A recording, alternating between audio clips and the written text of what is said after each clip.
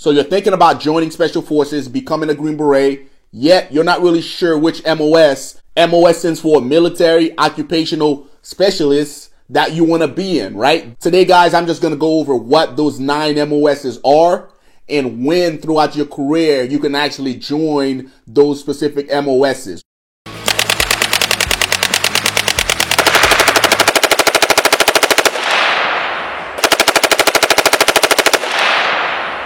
Let's jump right into it. So the very first MOS that we have within Special Forces is going to be the 18 X-Ray program. Now the 18 X-Ray MOS, all it is, guys, is a Special Forces candidate.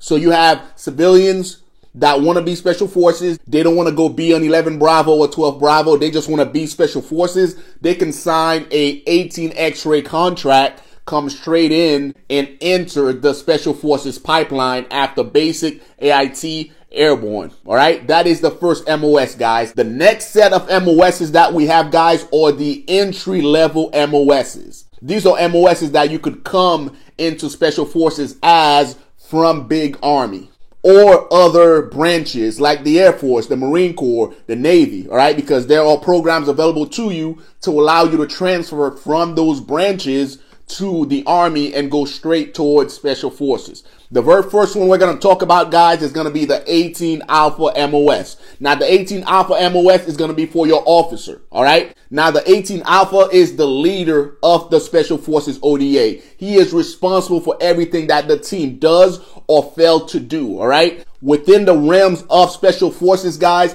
the 18 Alpha focuses up and out. What does that mean? Meaning he focuses on everything that is taking place outside the team room, right? When he's back in garrison, he deals with the company commander, getting guidance and disseminating it, right? He deals with the battalion commander. He does mostly political work, right? We used to call those guys used car salesmen, right? Because their job is to sell their Special Forces ODA, to get the best mission, to paint us in good light, right? And of course, they take the ass chewing whenever the boys fuck up, right? That is the 18 Alpha MOS, guys. Those guys typically get 18 to 24 months within the Special Forces ODA, all right? And their pipeline throughout the Q course is identical to that of the other MOSs. The next MOS we're going to discuss is going to be the 18 Bravo. The 18 Bravo is the weapon specialist on the Special Forces ODA. If you have any type of weapon system within your arsenal, the 18 Bravo knows how to operate it, guys. And if he doesn't, he's damn sure gonna find out, right? So everything weapons, guys, that is the 18 Bravo. The 18 Bravo also has a S function,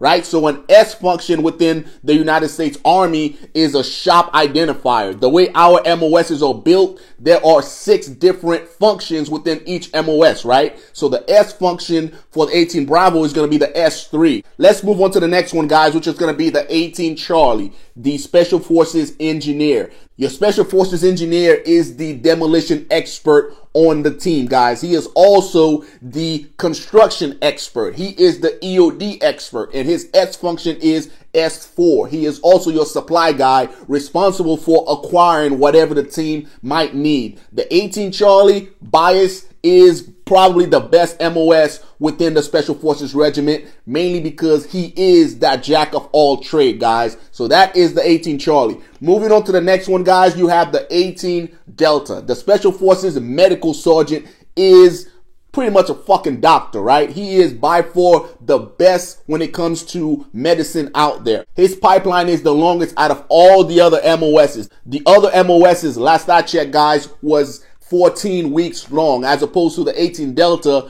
Theirs is approximately a year long just for the MOS portion. By the time they graduate MOS, guys, they're pretty much doctors doing work in the field, all right? That is the 18 Delta MOS, guys, and their S function is S1, which is admin, responsible for, submitting awards, making sure all the guys' pay is up to date, all right? Let's hit the last one, guys, which is the 18 Echo. He is the Special Forces Communication Specialist, responsible for ensuring that everything the team need as it relates to communication is on par. Whatever communication system you could think of, guys, your 18 Echo can find a way to make it work and make sure the team has comms regardless of where we're at in the world. And their S function is S6, which is communications, guys.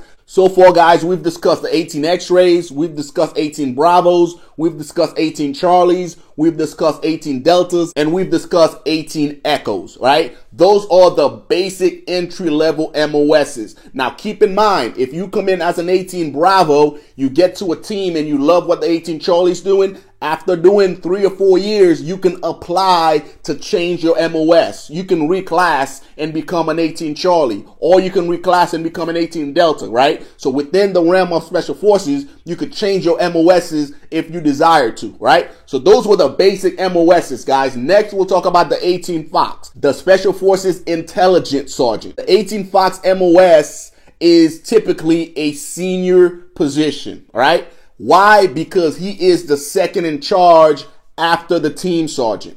The 18 Fox is responsible for collecting and analyzing intelligence for the Special Forces ODA. He is the intel guy, essentially, right? However, in the absence of the team sergeant, the 18 Fox is in charge. So that role is typically held for a more senior Special Forces operator. Any of the previous MOSs could become an 18 Fox. It can be a Delta, Charlie, Echo, whatever, right? Once you get to the point in your career where you've done it all you got to do is speak with your leadership and then apply to go to the 18 Fox course. If you pass the 18 Fox course, if there's a slot open on that team, you become an 18 Fox. If there isn't, then you might get moved to another team, guys. So that is the 18 Fox MOS. Let's now talk about the 18 Zulu. Now, the 18 Zulu, guys, he is the undefeated heavyweight champion of the fucking team room, right? He is Mike Tyson. He is what all the other MOSs inspire to be. He runs the team. The captain leads the team. Typically, guys, you have to be at least, 16, 17 years in to make E8 and become a team sergeant, right? I made E8, was it 15 years in, and then I didn't pin till my 16 years, right? And then I was able to get my team. That is the E8 position, guys. He is responsible for the day-to-day operations of that Special Forces team. He is where the rubber meets the road. He is the guy that makes shit happen on the Special Forces ODA, right? When you're in combat, he is responsible for maneuvering the guys on the battlefield, while the captain focuses on all the air assets and ensuring all the guys have what they need, all right? So that is the Special Forces Team Sergeant, guys. Next is going to be your 180 Alpha. Now, your 180 Alpha, he is the unconventional warfare specialist within the Special Forces ODA. Not only that, guys, he is the subject matter expert on the ODA itself, right? He knows its inner workings. He knows how to politic when the team sergeant and the 18 Alpha is beefing. He knows when the 18 Bravo and the 18 Echo are fighting over a chick, right? He is that politician. He is that glue that keeps it all together, right? That is your 180 Alpha. Now, any of the guys can become a 180 Alpha. I've seen 18 Alphas,